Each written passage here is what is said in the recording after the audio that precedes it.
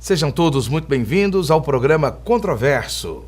No nosso final de ano de 2018, fazemos hoje uma retrospectiva dos principais assuntos políticos e sociais de Goiânia, de Goiás e do Brasil.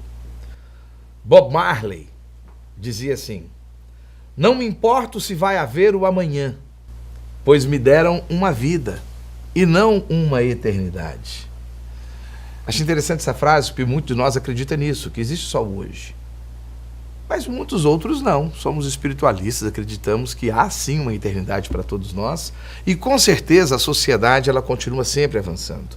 Por isso que é muito importante, querendo que haverá um amanhã, analisarmos o que foi o nosso ontem, entendermos como estamos hoje, para podermos nos posicionar para aquilo que há de vir.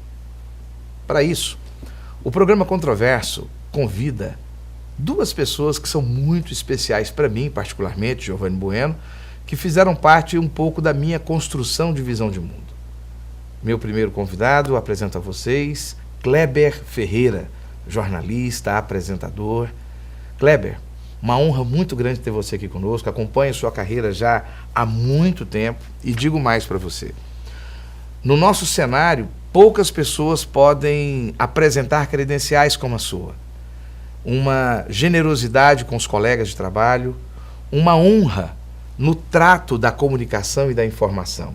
Você é, como os britânicos chamam, um gentleman, né? Um homem muito gentil. Honra minha, prazer ter você aqui no programa Controverso. Prazer é tudo meu. Um abraço, Giovanni, um abraço aos nossos internautas, telespectadores. É muito bom estar aqui, obrigado pelas suas palavras. Amigos são muito benevolentes, então a gente tem que tomar um certo cuidado, porque os amigos às vezes exageram na consideração. De qualquer forma, eu agradeço muito, é um prazer estar aqui, principalmente porque nós vamos falar sobre um tema importante demais. O ano de 2018, a retrospectiva de um ano muito cheio de sinais, muito cheio de caminhos para a gente avaliar onde eles vão desembocar, onde eles vão chegar.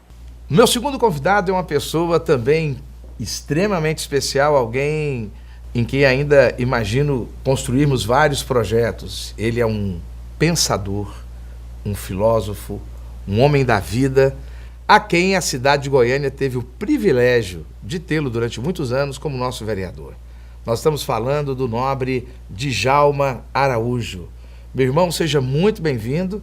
Prazer ter você aqui no meu programa. Eu confesso para você que já tem um certo tempo que eu estava querendo arrumar uma desculpa para trazê-lo aqui. E seja muito bem-vindo. Obrigado, Giovanni. A desculpa é excelente, né? Porque analisar esse panorama aí de charlatanismo na política brasileira, ao lado do Kleber. Kleber é um amigo, grande companheiro, um homem de bons modos, como dizia o cantador violeiro Elomar Figueira de Melo, que tem hoje 85 anos, você sabe disso. Parceiro de Xangai. Parceiro de Xangai. Eu estive no teatro com Xangai, contei até umas historinhas lá. Mas vamos analisar essas caminhadas, né, essas léguas de 2019. Vou começar pelo Djalma Araújo. Djalma, você disse que esse ano foi um ano de charlatões. E eu acho que eu concordo, né? A mídia trouxe muita gente que não tem nada a ver com nada e tiveram uma certa expressão. Mas eu queria que você abrisse, se apresentasse. O que você achou de 2018 de uma forma geral? Olha, 2018 foi um ano de várias contradições no meio político, né? Você teve gente que a gente esperava vitória, né?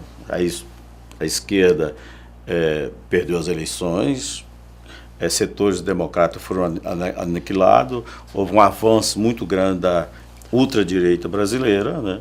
Você teve no campo também da saúde a retirada dos mais médicos, né? Isso foi muito questionado. O governo tenta fazer uma outra situação. Houve as denúncias da PGR contra esse atual presidente, que termina o mandato dia 31.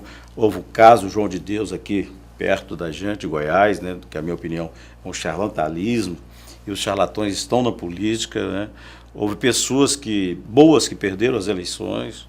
E houve muita gente ruim também que perdeu as eleições. Então, o eleitor ele deu uma resposta à velha prática política, mas não trazendo grandes novidades. Mas houve também muita movimentação social, né? As pessoas parece que queriam participar do processo, como eu, pelo menos nos meus 51 anos de idade, eu nunca vi antes. A greve dos caminhoneiros foi uma grande novidade, né? Um exemplo clássico. Olha, ali tem dois movimentos ao mesmo tempo. Você tinha os autônomos, você tinha os grandes empresários, que depois acabou fazendo um grande acordo, né? Então, a falta de água no município de Goiânia, então, a questão do feminicídio, que nós vamos discutir aqui. Então, foi um ano de muitas tragédias. O interesse de participação da sociedade foi tão grande que até o pessoal do sistema prisional, os detentos, quiseram participar também, né? Participaram ativamente. A nível de Brasil, aqui em Goiás, houve um holofoto aqui com o Denis Guimarães, com a presença, inclusive, da ministra, e a situação continua a mesma, né? Continua a mesma, apenas deu uma amenizada. A nível nacional, várias rebeliões, porque o sistema presidiário no Brasil é uma bomba, né, de efeito retardado. Quem domina são as grandes organizações criminosas. Então nós precisamos repensar o país, nós precisamos repensar o Brasil. Kleber Ferreira, como é que você enxerga 2018? Vamos supor que você volta no tempo, não é isso? Você volta lá para a virada do milênio e tem que explicar para alguém.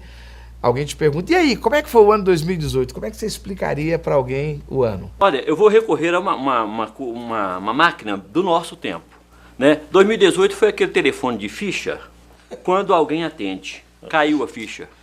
Caiu a ficha do discurso do PT que se perdeu no tempo através da sede do poder e da corrupção.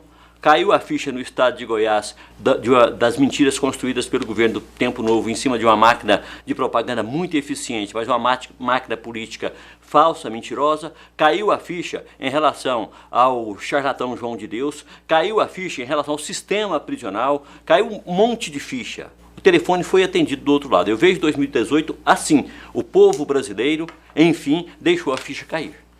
Vamos começar a fazer aqui um trabalho de vislumbrar o ano através de alguns fatos, e esses fatos, alguns são transversais durante todo o ano. Por exemplo, nós começamos janeiro, dia 1º de janeiro, com uma rebelião, até citada pelo Djalma Araújo, no presídio de Aparecida de Goiânia, né? 14 feridos, 106 foragidos. Mas essa crise do sistema prisional já era antiga, ela já vem de anos anteriores. Mas o que me parece que nesses eventos que têm acontecido agora, eles estão extremamente solidificados, né? Existe realmente uma ausência de controle do Estado, não só mais nos guetos, periferias e favelas, mas a ausência de Estado também no controle penitenciário. Como é que você vê isso, Djalma? Eu acho que as cadeias não ressocializam mais ninguém, né? Eu não acredito na ressocialização. Existem alguns exemplos, Sorocaba, enfim, onde há a possibilidade de ressocialização das pessoas. Só um instante, o telespectador internauta, ele está citando Sorocaba, porque lá existe um índice de 80% de ressocialização. Exatamente. Onde o detento lá, ele estuda, ele trabalha, ele tem uma série de obrigações muito pertinentes. Não há estrutura de crime organizado lá dentro, há um investimento alto nessa detenção. Ela segue princípios muito semelhantes ao que nós vemos na Europa e nos Estados Unidos, e ela ressocializa. Mas no Brasil você tem a corrupção que está na porta, está dentro do presídio. E não é a corrupção só das forças organizadas, dos crimes organizados, das facções. Você tem a corrupção que é através dos agentes públicos. Basta você analisar o Estado aqui, o Denis Guimarães, inclusive aconteceu crimes depois, né, Kleber? Você deve ter lembrado disso, lá em Anápolis, execução. Então, você tem intervenção no Rio de Janeiro, que acho que nós precisamos discutir aqui. É um sistema que está doente, é um sistema que está falido. Quando eu falo repensar, nós precisamos repensar o Código de Processo Penal, nós precisamos repensar que tipo de sociedade que nós queremos, que tipo de presídio que nós queremos. Nós temos quase 700 mil presos hoje no Brasil, quase 700 mil presos. E olha, de cada assassinato, homicídio, apenas no Rio de Janeiro, 7% se consegue chegar nos criminosos. Mas é um sistema que faliu, é preciso repensar tudo isso. Djalma, há um discurso muito claro da sociedade hoje, que a gente percebe que, inclusive, atravessou a campanha eleitoral, de que o bandido bom é o bandido morto e que deixa esse pessoal se arrebentar, né? Deixa esse pessoal se arrebentar lá na penitenciária. Afinal de contas, foi ele que quis ir para lá. Você acha que o problema da penitenciária é um problema do bandido? Não é um problema da sociedade? O problema da sociedade. Essa história de bandido bom e bandido morto é um discurso de intolerância, é um discurso totalmente conservador. Eu acho que não é por aí que resolve a situação. Você tem a Constituição Federal, você tem o Estado com o direito de punir as pessoas, é preciso respeitar a legislação. Agora, existe muita gente que quer apagar a incêndio com gasolina. Não dá para você dizer que bandido bom é bandido morto.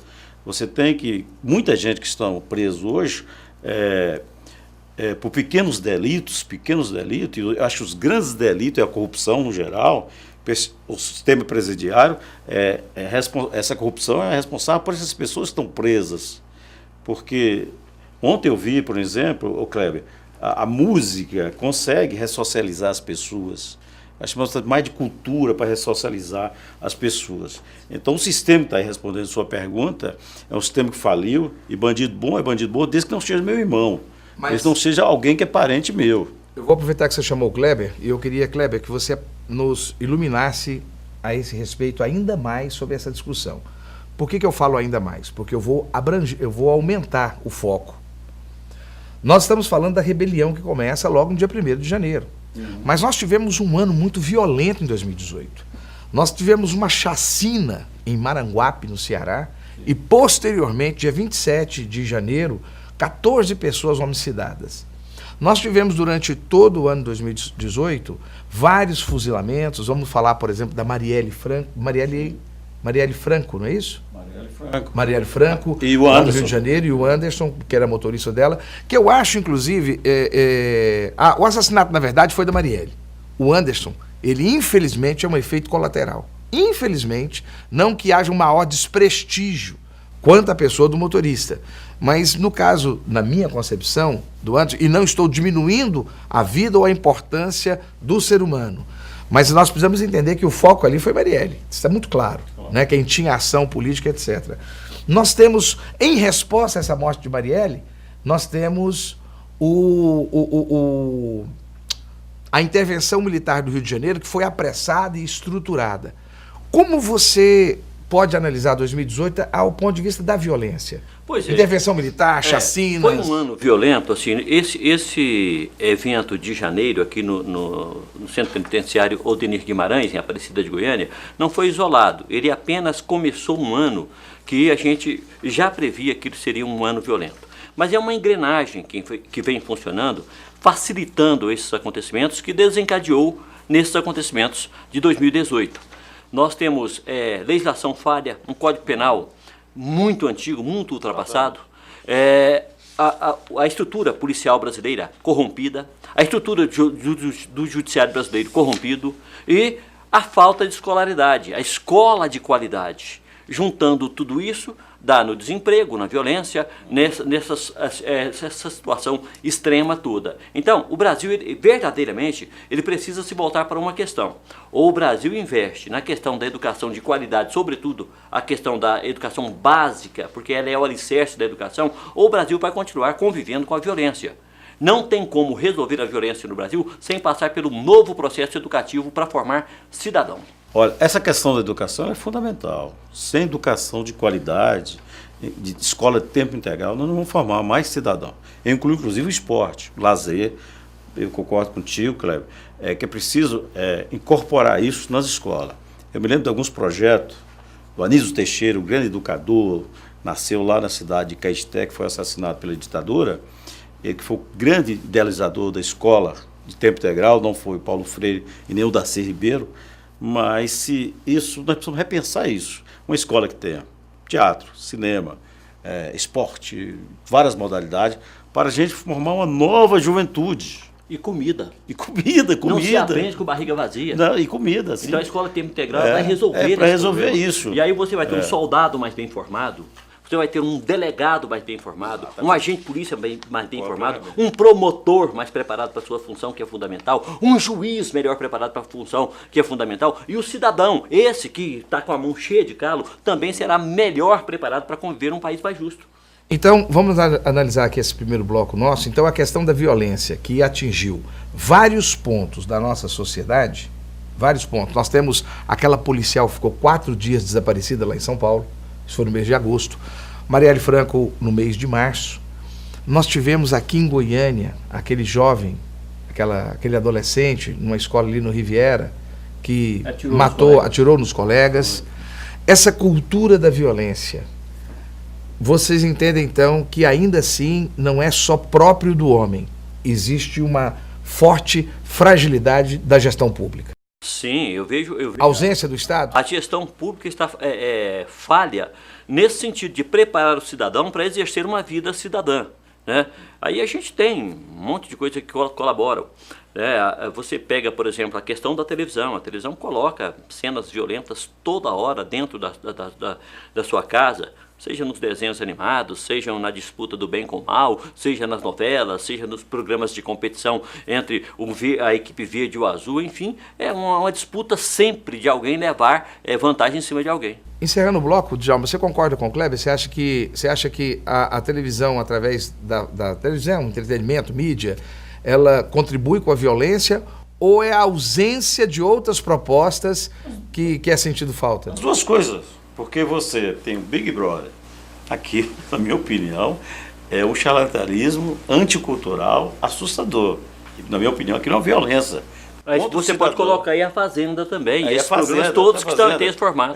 Estamos dando um formato. Você tem uma TV que gera consumo, que mostra para você consumir, a juventude doida para consumir, essa coisa de você ter que ser mais consumista do que cidadão, acaba levando as pessoas ao desespero. É por aí. Eu acho que sem educação, concordo com o Kleber, não temos saída. Quando a televisão, o apresentador do programa infantil pergunta assim, quem sabe mais, o menino ou a menina? Ninguém sabe mais. Os dois sabem a mesma coisa. Não pode estimular essa concorrência frequente, essa disputa frequente. O mundo, a vida não é disputa, a vida é congregação. Próximo bloco, nós continuamos analisando o perfil político da nossa sociedade em 2018. Fique conosco, o programa Controverso. Quer se manter competitivo na sua carreira? Venha para a Dalmas, pós-graduação 100% presencial em Goiânia. Oferecemos cursos reconhecidos pelo MEC nas áreas de Direito, Farmácia, Engenharia e Psicologia. Contamos com professores renomados, especializações atualizadas. Além disso, as aulas são um fim de semana por mês. Venha para a Dalmas e faça parte dessa escola de líderes.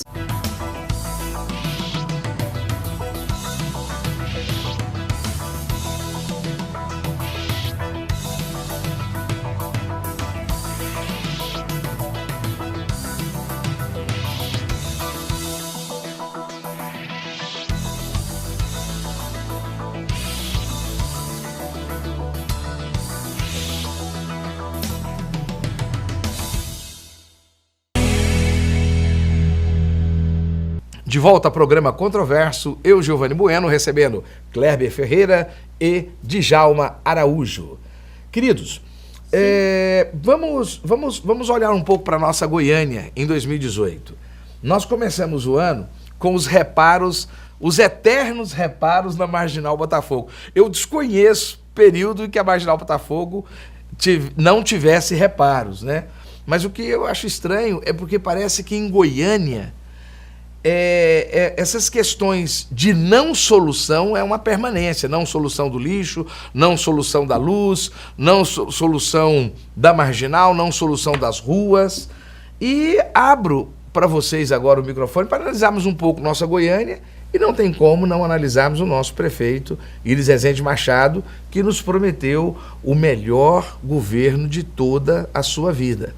Kleber. Sobre a Marginal Botafogo, ela tem um problema estrutural. Ela foi construída de uma forma inadequada para suportar aquele fluxo de veículos pesados. Então ela já tem esse problema. A própria margem do córrego Botafogo não suporta aquele peso todo. E ela passa sempre por medidas paliativas. Ainda não foi dessa vez também, que aconteceu uma reforma na marginal para ela suportar o trabalho que ela exerce. Então nós vamos ter outras reforma na marginal. Enquanto não for refeito aquele trabalho, dando um alicerce, uma base suficiente para aquele piso suportar a força da água no leito do rio e a trepidação dos veículos no asfalto, aquilo não será resolvido. E tem a questão da calha também, né? A calha não sustenta o volume de água. Volume de água. Então, tem toda essa questão. A marginal vai continuar sendo um problema, não pense que ele foi resolvido, não. Sobre a gestão de Íris Rezende.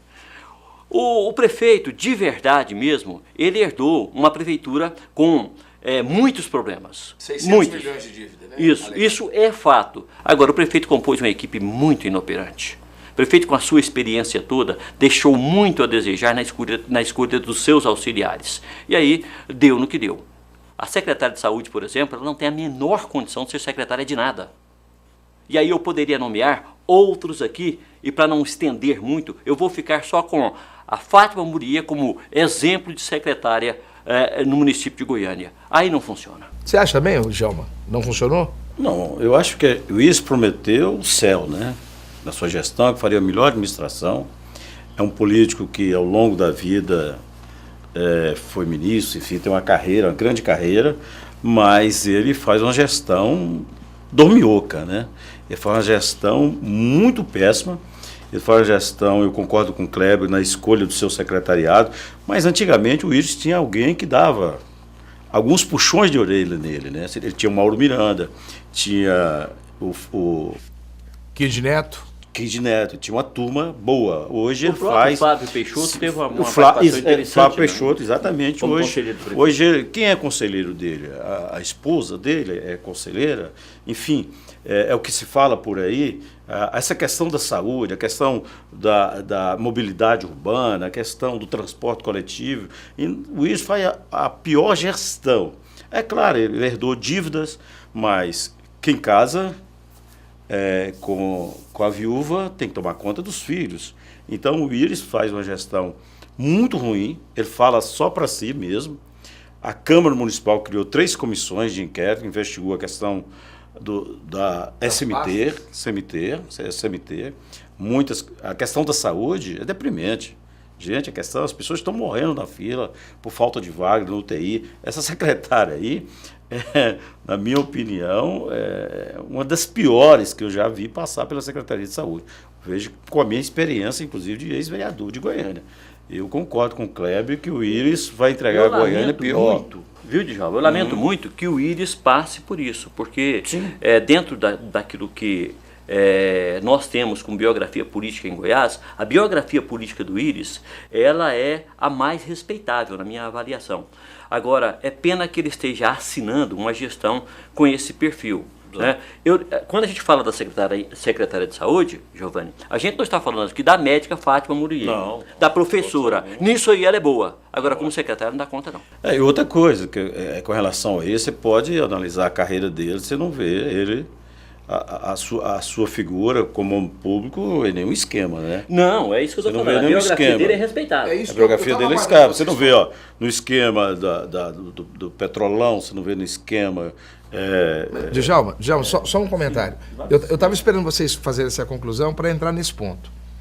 Eu tive conversando com vários gestores médicos e perguntando se realmente a Fátima Muriê, eu fui secretário, eu estive lá, eu sei como é pesado querer fazer e não poder fazer. E questionando sobre a questão da Muriê, porque ela não é só uma boa professora e nem uma boa médica somente. Ela é uma profunda conhecedora do sistema de saúde pública. E a informação que eu tive foi de que um dos principais pontos dela foi exatamente quebrar uma série de estruturas nocivas que havia, inclusive, aqui o programa hoje não é para fazer esse tipo de levantamento, mas havia sim uma estrutura muito nociva e que nós, o público externo, não tivemos informação exatamente porque estaria sendo tratado esses assuntos ainda. Então talvez a Fátima, e aí eu quero deixar esse ponto de interrogação e de repente até convidá-la a vir, não só ao meu programa, a algum programa de televisão, e explicar isso melhor no tempo que ela achar devido. Mas se por acaso houve algo que atrapalhou, e que atrapalhou o seu desenvolvimento, sua gestão, ela precisava trazer maior transparência. Porque a gestão pública, ela não é do gestor, ela é para aqueles que são representados pelo gestor. Eu acho que ela chegou com boa intenção de quebrar alguns esquemas de influência dentro da Secretaria da Saúde. E isso é bom. E aconteceu, e aconteceu. O que é ruim é a inoperância do sistema. O que é ruim é chegar num cais, não ter gás, não ter equipo, não ter agulha, não ter algodão, não ter álcool, não ter médico, não ter vaga, não ter lençol para colocar na cama para receber o paciente, não ter travesseiro, não ter um monitor para monitorar o paciente que precisa ir para a UTI no outro dia, ou seja, não ter nada, é ter uma casa com o nome de cais. Aí eu acho que não. Ela poderia combater tudo que estava errado no sistema, mas tinha que dar eficiência, e não deu. Djalma, para muita coisa que o Kleber está colocando, são problemas antigos no sistema de saúde do Brasil todo. Falta de dinheiro também e má gestão. Minha pergunta. Esse ano foi o ano do puxadinho, do IPTU do puxadinho. Nós temos aqui em Goiânia uma discrepância absurda. O cidadão que mora numa residência que é quase numa favela, ele paga um IPTU maior do que grandes mansões em condomínios fechados. Nós temos setores privilegiados de Goiânia, aonde os valores são inadequados em relação à prestação de serviço excelente que ele recebe. Excelente malha viária, excelente rede de esgoto, excelente rede de iluminação e etc. Então, o tema me parece pertinente. A condução foi errada, e eu estou fazendo esse link porque tudo aquilo que foi dito que falta na saúde poderia ser amenizado com recursos financeiros que não havia na prefeitura. Então eu fiz esse link por isso. O que você acha, sua opinião, sobre a forma que foi conduzido o IPTU do puxadinho? E a reforma, aproveita e já embala na reforma da Previdência Municipal. Olha, tudo equivocado. O Íris tem uma bancada de vereadores que apoia ou não apoia. O Íris não tem um assessor parlamentar na Câmara Municipal para negociar isso. Mas ele tem o líder do prefeito lá. Não, com todo respeito, Levou não mais é de um por ano para aí. escolher um líder de prefeito. Levou um ano. Então ele deixou com que as coisas fossem avolumando de forma que ele perdesse recursos. É necessário que precisa do novo Código Tributário, eu concordo com você. Não justifica que os moradores de um bairro, ali, de um conjunto, Aldeia do Vale, paguem o mesmo IPTU dos moradores do Guanabara. Esse puxadinho, o imposto inventado pela gestão anterior, que é imposto lá de cima, né? Então chamamos imposto que veio do céu, né? Quando botaram lá e demarca as casas, as coisas, etc. Você pintou a casa, você não pintou, deixou de pintar. Nós tentamos derrubar isso lá na Câmara, através de um decreto legislativo. Aí a Justiça agora conseguiu, através da OAB, uma ação civil pública da OAB, derrubar o chamado imposto puxadinho, enfim. O que faltou é condução. O Íris não está fazendo política, ele está improvisando a sua gestão. E o da Previdência? Na Câmara. A Previdência foi outro grande equívoco, porque existe uma dívida.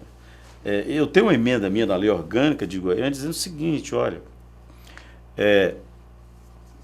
tudo que é arrecadado pela Prefeitura, aquilo que é arrecadado pela Prefeitura através do INSS, dos impostos, tem que ser voltado para os interesses do cidadão. A reforma da Previdência foi uma reforma que propõe vender áreas públicas, Kleber. Pois é. Áreas públicas para pagar uma dívida. E quem foram os responsáveis pelas dívidas? Quem foram os responsáveis? Ninguém é punido. Sabe? Ninguém é punido. Nós tivemos, inclusive, só acrescentando um pouquinho, aí no passado, a roubalheira da merenda em Goiânia. Imagina, roubando merenda de crianças. E ninguém até hoje foi punido. Então, eu acho que a reforma da Previdência foi um grande equívoco. Houve um acordo posterior com o sindicato, acabou fazendo um equívoco, vai-se os anéis, fica o dedo, mas o que o Íris faz é improvisação administrativa. Você acha que o Íris perdeu a mão para conduzir o processo político? Perdeu a mão para conduzir o processo político, porque ele, com toda a sua história, que o Kleber coloca com muita seriedade, aqui uma pessoa responsável, ele não conseguiu aglutinar pessoas boas de serviço. A derrota de Dona Íris seria um exemplo muito clássico, ou um reflexo? Não, um reflexo da administração dele, e das negociações com a família Vilela. Também foi um contratempo nisso tudo. Olha, Aparecida, enfim. Resumindo, né? Então, eu acho que o Íris ele tem mais 2 anos para consertar o que foi feito errado. Eu acho difícil ele consertar isso, porque a nova mesa diretora se diz que é oposição, mas eu não acredito que será oposição a ele. É uma mesa que vai negociar e o plano diretor nós precisamos discutir. Então, eu acredito que a possibilidade de rever, tem pouco tempo para rever. Kleber, vou aproveitar o gancho do Djalma e vou te acionar aqui agora.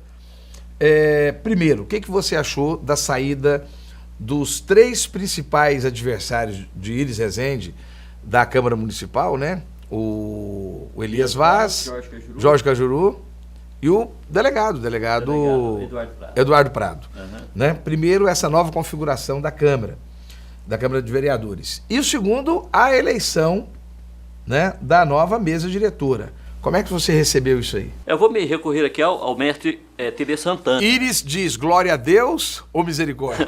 Vou me recorrer aqui à sabedoria do mestre Tele Santana, técnico da Seleção Brasileira de São Paulo e de saudosa memória.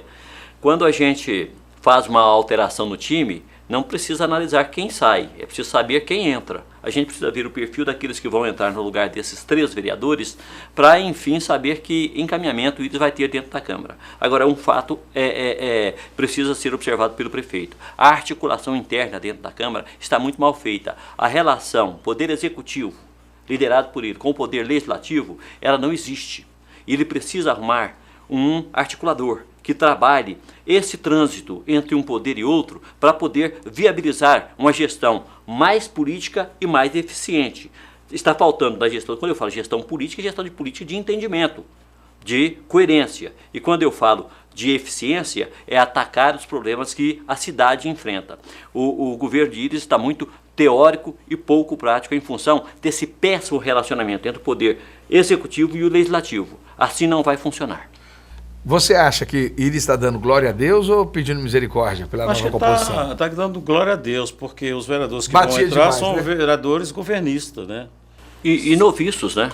Noviços, não, mas 3 vereadores que vão assumir a cadeira, porque o Elia deu um pouco de trabalho, o Cajuru, no bom sentido, né? Fiscalizando, porque a função do vereador é fiscalizar e legislar. A maioria não faz isso. Vereador não tem que ficar pagiando prefeito, né? Sim, fiscalizar e legislar. É o fiscal do prefeito. Mas nós temos uma cultura que o vereador vai lá pedir, você tem que fazer aquela obra, você tem que fazer isso. Aí existe uma pressão da própria população. Mas o vereador é a função fiscalizar, legislar, tá? E aprovar o orçamento. Essa é a função do vereador. Agora, eu acho que ele vai ficar mais tranquilo na Câmara. Isso resolve, porque nós temos o plano diretor da cidade, que vai ser o grande debate. Goiânia pode transformar tudo em área de construção. Nós vamos acabar com a área de preservação ambiental, com as áreas, com a zona rural. Será tudo expansão urbana, que esse que é o jogo do setor imobiliário. Agora, essa nova eleição da Câmara foi uma articulação, foi um pacto, né? Eles fizeram um pacto, era 22 vereadores, depois para 24 vereadores, houve muito jogo nos bastidores. Goiânia ganhou com essa articulação? Ou os vereadores ganharam mais? Os vereadores ganharam mais, ganharam a Câmara, ganharam a diretoria. Eu acho que... Então você acha que foi uma vitória mais individual do que uma vitória pública? É uma vitória, claro que foi. Nós sabemos que os bastidores... as articulações de bastidores falam muito alto. E Geraldo Alckmin falava uma coisa interessante. O dia que o povo souber da política, da articulação política de bastidores, todos vão para a guilhotina. Agora vamos perguntar aqui algo. Então, essa é a definição de vocês do governo do Íris Rezende, um governo que ainda não mostrou nada e que tem 2 anos para tentar mostrar alguma coisa, falta de articulação, falta de gestão. E nós tivemos agora em 2018 também um outro fenômeno, porque se de um lado o irismo está fragilizado, o que nós podemos falar do marconismo? É o fim do tempo novo, 2018? Ufa! Eu penso que sim, e vou dizer uma coisa para você, não há mal eterno. Quando eu disse aqui nos meus cumprimentos do programa que 2018 a ficha caiu, o marconismo foi um modelo de gestão sustentado com investimento muito alto em publicidade para criar um estado imaginário na cabeça das pessoas, convencendo que a realidade era aquilo que a propaganda mostrava. E aí houve o tempo em que isso colou, mas o povo foi comparando o que falava sobre saúde, educação, moradia, infraestrutura com aquilo que o povo, estava vivendo. Então, o marconismo caiu nisso aí, e agora acredito que muita coisa com o marconismo fora do poder será investigada. E essas investigações vão derrubar algumas máscaras, né? Alguns vão enfrentar cadeia, como de fato já está enfrentando, alguns vão enfrentar, e tomara que enfrentem também, a devolução de milhões retirados dos cofres públicos para os cofres públicos. Eu acho até que, sincero e honestamente, na primeira gestão do Marconi, que foi muito boa, e a partir dali a gente começou a conviver com essa questão do investimento em publicidade, eu acho que demorou muito o marconismo para cair. Djalma, você acredita que nós podemos ter aí um evento semelhante ao que aconteceu no Rio de Janeiro? Uma caça às bruxas aqui em relação ao governo que sai? Eu não digo caça às bruxas, né? Eu acho que esse pessoal tem que prestar conta com o Poder Judiciário, contra o Ministério Público, que durante 20 anos de controle, o Kleber coloca muito bem essa questão da mídia, do Estado imaginário. Me lembrei de Passagra, de Manuel Bandeira, vou embora para Passagra, porque lá eu serei amigo do rei, lá eu terei tudo. E o Marconi já não tem mais o amigo, não tem mais o rei, ele está nu. Então, quando o rei está nu, é um perigo, né? Inclusive, ficou um dia na cadeia. Eu acho que todo esse esquema que foi montado para corroer o Estado deve ser passado limpo. Vamos entrar nisso aí. Operação Cash Delivery. Operação Cash Delivery, que levou vários agentes principais do Marconi Perillo, né? E também o próprio Marconi Perillo à prisão. Mas qual o impacto disso para o Estado de Goiás? Para mim, a ponta do iceberg, é uma gota d'água no oceano. Essa operação é uma gota d'água no oceano. Muitas coisas que aconteceram na Saneago não foram colocadas em pratos limpos, não foram esclarecidos, né, Cleber? Não foram esclarecidos. Situação da Saneago, as obras superfaturadas, obra que passaram na porta de asfalto da porta. Marconi era intocável? Era intocável, na medida que tem poder, na medida que perdeu o poder, perdeu o fórum privilegiado, abre-se novos horizontes para quem cometeu equívoco, cometeu erro. E esse horizonte é o Chilindró, né? Eu preciso encerrar, eu tenho só mais 1 minuto para fazer uma pergunta meio rápida em relação a isso aí. Ele percebia o risco que estava correndo? E se percebia, escolheu bem o candidato a governador? Escolheu bem a maneira de conduzir a disputa aqui no estado de Goiás, Kleber? Eu vou me recorrer a Churchill, a sabedoria de Churchill, né? Ninguém no poder tem a prudência necessária para conviver com o depois, porque o poder dá ao homem uma noção de eternidade que não existe. Então Marconi, ele viveu o poder e não imaginou que um dia ele perdesse o poder. Agora ele vai arcar com as consequências. A operação Cash Delivery é quando você encontra a ponta da linha do novelo e vai puxando. É uma novela grande isso. Mas você concorda, Djalma, que o Marconi ele acreditava que esse poder dele não se exauriria? O poder, o homem é intocável, né? Ele acha que o poder é eterno, né? E pode fazer aquilo que ele pensa. E um dia a casa cai. A casa caiu para o Lula, que caiu no Rio de Janeiro, para o Cabral, caiu para o Marconi, que vai cair. Isso é efeito cascata, efeito dominó, desculpe, né? Efeito dominó. A casa precisa cair mesmo. Esse dinheiro precisa voltar aos cofres públicos. O dinheiro do povo foi roubado. E a última questão... Por falar nisso, o Cabral disse que vai fazer a delação. Para mim é um absurdo o Cabral voltar para casa, né, com a tornozeleira. A mulher dele fez um churrasco ontem. Imagine só onde chegamos. Agora, eu acho que o judiciário no Brasil ele é muito parcial. Última pergunta desse bloco e vamos passar para o bloco final. Sim. Nossa composição atual do Senado. Você acredita que houve, do Senado, da Câmara Federal e da Alego, você acha positiva? Você acha que houve um crescimento para o estado de Goiás ou um declínio? Eu vou começar lá de Brasília para vir para Goiás. Do Senado eu tenho minhas preocupações. Eu acho que nós temos 3 senadores noviços, um com experiência política, que é o Vanderlan Cardoso, um outro com mais experiência empresarial, Luiz Carlos do Carmo, e o Jorge Cajuru, que tem uma experiência de 2 anos como vereador. É uma casa que exige muita sabedoria e experiência. Então eu acho o nosso Senado, a nossa composição no Senado, preocupante sim. Eu acho que o Vanderlan tem prerrogativa e assessoria para se sair melhor, e os outros dois vão pagar para aprender. Isso faz parte da vida também, não tocando diretamente na competência de cada um deles, que o tempo vai mostrar se tem ou não.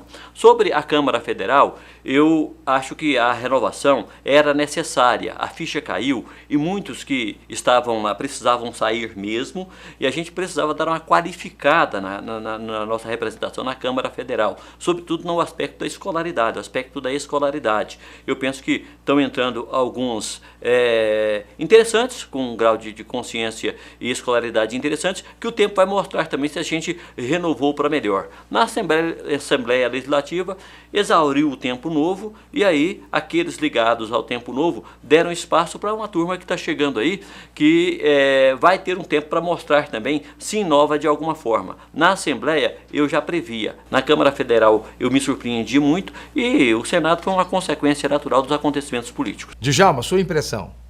A minha impressão, ela é realista. Eu não acredito muito nessa bancada federal. Não acredito que eles vão fazer grandes mudanças. Nós já discutimos aqui educação. É uma bancada muito fisiológica, enfim, bancada pelo poder econômico. Com relação aos deputados federais, aliás, os deputados federais, o senador, eu acho que o Vanderlan cacifou nesse processo todo. Ele tem uma experiência já administrativa, deve compor uma grande assessoria. O Jorge Cajuru esteve na Câmara Municipal por 2 anos, a sua metralhadora giratória girou muito. Agora é diferente o Senado, né, gente? Cá entre nós é diferente o Senado. A metralhadora giratória talvez dele não vai girar da mesma forma que girou no poder local, onde ele brigava com Iris Rezende. Eu acredito que esse do Carmo, ele pode criar uma grande assessoria, e o Cajuru precisa dialogar para aprovar alguns projetos, e espero que ele faça isso com uma assessoria muito competente. Qualidade ele tem. Agora, resta saber que Câmara Municipal de Goiânia é muito diferente do Senado. É como você atravessar o Rio Meia Ponte e o Rio São Francisco. Fique conosco, o programa Controverso, fazendo uma retrospectiva política das notícias políticas do nosso estado, do país de Goiânia. E o próximo bloco vamos falar um pouquinho sobre exatamente como é que vai ficar esse país após as eleições de 2018, um pouco sobre Supremo Tribunal Federal, um pouco sobre a nossa sociedade. Fique conosco. Quer se manter competitivo na sua carreira? Venha para a Dalmas, pós-graduação 100% presencial em Goiânia. Oferecemos cursos reconhecidos pelo MEC nas áreas de Direito, Farmácia, Engenharia e Psicologia. Contamos com professores renomados, especializações atualizadas. Além disso, as aulas são um fim de semana por mês. Venha para a Dalmas e faça parte dessa escola de líderes.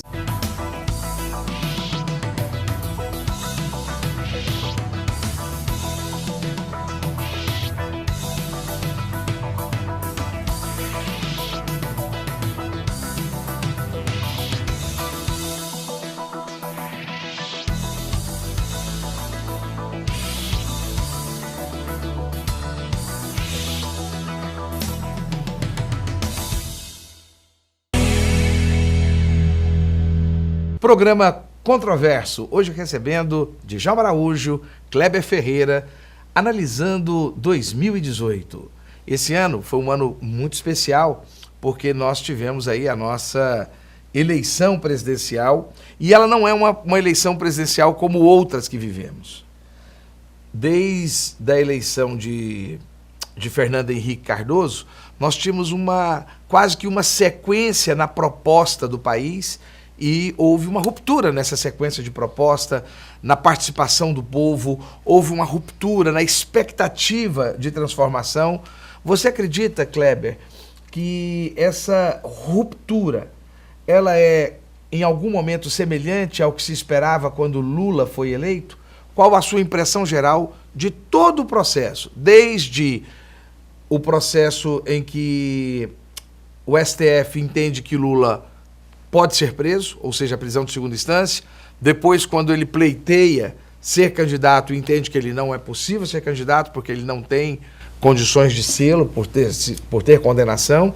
Depois o desenvolvimento da campanha, a mudança, passando por Haddad e assim por diante. Eu vou ser bem sintético em função do nosso tempo. A eleição de Bolsonaro é uma consequência da gestão do PT e dos desmandos que essa gestão acabou se encaminhando para ele, da corrupção, da falta de compromisso com a nação. Agora, o que vai acontecer com o país a partir de Bolsonaro, o tempo vai dizer. Eu tenho muito medo de governos de extrema-direita. Você acredita que o problema do Bolsonaro é a proximidade com o militarismo ou o fato de não conhecimento de particularidades do país? Eu não vejo o problema de aproximar dos militares como o maior deles, não. Existem militares competentes e militares incompetentes, como existem em todas as camadas sociais, a competência e a incompetência. O que eu acho é que o Bolsonaro, ele foi um deputado federal com uma participação bem inexpressiva, e agora vai ser a principal autoridade do Brasil, o presidente da República. Então, eu não conheço a índole de gestão do Bolsonaro.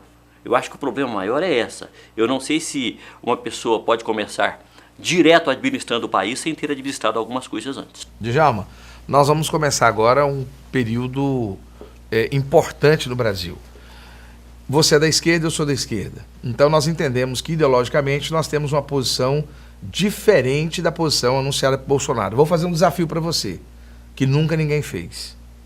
Aspectos positivos do que há por vir. Olha, eu não acredito em aspectos positivos numa gestão em nada de ultradireita. Antes de assumir o poder, dos 19 ministros, 9 desses ministros estão envolvidos, estão denunciados em esquema de fraude em licitação, relações promíscuas com a empresa, etc. Então, você tem, para um homem que falou que era para combater a corrupção, etc., seu filho também está sendo denunciado por razões aí de repasse de dinheiro, de gabinete, enfim, está sendo investigado. Então, essas questões todas, eu não acredito num governo de ultradireita, porque eu sou a favor da democracia. Esse momento no Brasil era um governo de centro, e esse nome seria, no meu caso, o Ciro Gomes. O PT chamou a responsabilidade para si, deu com os burros d'água, não quis apoiar o Ciro, que era o momento do Ciro. Então, eu acredito que esse antipetismo, esse antipetismo e antibolsonarismo, essas duas correntes, pode se conflitar lá na frente e trazendo grandes prejuízos para a sociedade brasileira. Porque Bolsonaro, essa questão das terras indígenas, a questão da exploração das pessoas com mais vulnerabilidade, né? O homem, o negro, os pobres, etc., vão sofrer muito nesse governo. É o que se avizinha, né? É o que se avizinha. Essa é a minha preocupação. O rompimento com a antiga política, você não acha que seria uma coisa interessante? Não, as pessoas foram para a rua, né? E muita gente que esteve na rua batendo panela já não bate mais, você está entendendo? Por que não bate panela agora diante dessas circunstâncias que estão aí colocadas? Foi muita gente bater a panela contra a corrupção, mas nunca vi gente batendo panela contra outros políticos também, né? Contra os políticos. Porque o judiciário no Brasil ele é muito parcial. Nesse processo todo, eu só vi mais gente do PMDB, do PP na cadeia. Eu nunca vi um tucano na cadeia. Eu vi um dia só. E o Azeredo que responde lá um processo. Então, a justiça brasileira é muito parcial. E um juiz de primeira instância, dentro de um projeto político, virar ministro, né? Que julgava. Então, há muita coisa a se esclarecer. Eu espero que um dia a caixa preta do judiciário seja aberta. E aí eu encerro o programa, inclusive, fazendo essa última pergunta. Nós tivemos um ano político com uma participação contundente do Poder Judiciário. Essa participação, válida, não é válida? Deveria ser mais discreta? Nós temos um judiciário que joga a favor do povo, joga a favor das leis ou joga a favor da classe política? Olha, nós temos um judiciário muito controverso aí, pegando aqui um pouco do Kleber, um judiciário que resolve julgar uma determinada ação aos 47 minutos do segundo tempo, trazendo grandes transtornos, aí os militares se reúnem, olha, nós queremos que o Fux dê uma outra resposta. Nós temos um judiciário hoje sem credibilidade nenhuma. Vamos Libera, falar que libera da denúncia do Palocci na sim, véspera da nas eleição, vésperas da eleição. mas ao mesmo tempo tenta liberar o Lula em duas oportunidades. Oportunidade. Eu tenho um judiciário Totalmente. que o judiciário é elitista, um judiciário que atende os interesses da elite, somente da elite. Agora, eu não estou aqui, clientelista, não estou aqui defendendo que tem que prender só o pessoal do PT. Tem que sim, o pessoal do PT tem que pagar. Agora, como até hoje nenhum tucano foi para a cadeia. Sabe? O que Sarney fez no Maranhão? É impune esse pessoal. Então, um judiciário muito parcial. É O necessário judiciário te representa, Kleber? Não, não mesmo. Não, eu não posso dizer todo o judiciário, mas os principais nomes do judiciário brasileiro não me representam, não. Eles cuidam muito de si mesmo, da própria família, da própria conta bancária, quando a missão dele é muito maior. É uma missão de um poder que controla outros dois poderes em nome da sociedade. E ele não está fazendo isso. Ele está, parte do judiciário, está cuidando da própria conta bancária. Veja Gilmar Mendes, veja Lewandowski, veja o comportamento de Marco Aurélio Melo, para você entender aquilo que eu estou falando. Não, o judiciário brasileiro precisa ser passado a limpo. E essa foi a avaliação retrospectiva do programa Controverso. Brasil, ame-o ou deixe-o?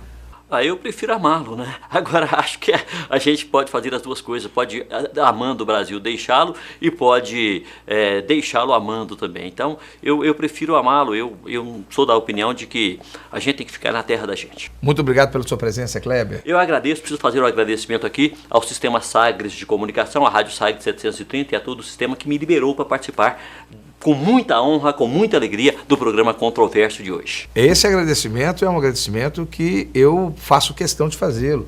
O Grupo Sagres tem sido um parceiro muito bacana da gente, não só do meu programa, mas dos meios de comunicação de uma forma geral. Muita generosidade.